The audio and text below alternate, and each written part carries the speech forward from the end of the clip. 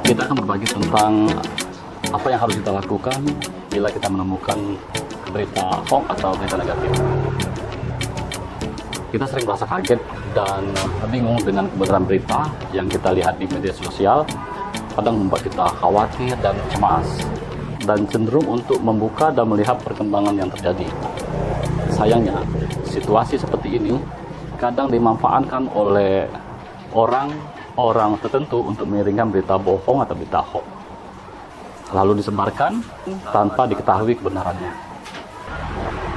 Berikut cara cerdas bagaimana mencegah penyebaran berita hoax di media sosial. Yang pertama, hati-hati dengan judul yang provokatif.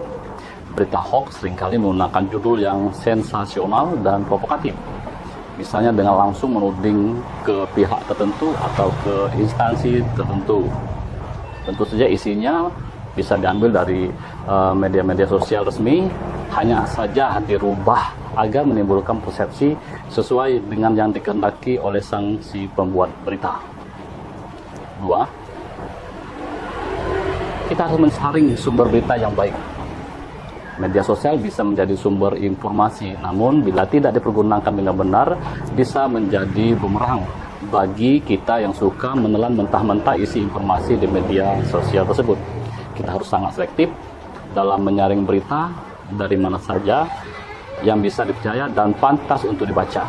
Hindari informasi dan sumber yang gemar membuat sensasi, dramatisir, dan membesar-besarkan suatu kejadian. 3. Perhatikan dari mana berita itu berasal dan siapa sumbernya. Apakah dari institusi resmi, misalnya KPK, kepolisian, atau lain-lain. Hal lain yang perlu diamati adalah perbedaan antara berita yang berdasarkan fakta dan berita berdasarkan opini. Kalau dia berdasarkan fakta, peristiwa tersebut terjadi dengan kesaksian dan bukti. Kalau dia bentuknya opini, adalah pendapat dan pesan dari penulis, sehingga memiliki kecenderungan untuk bersifat subjektif.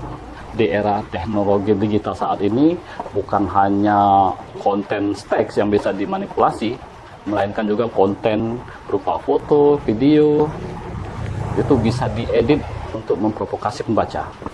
4. Batasi waktu untuk mengakses berita. Membaca berita penting, tapi jangan sampai kita jadi terpersepsi dan selalu ingin update.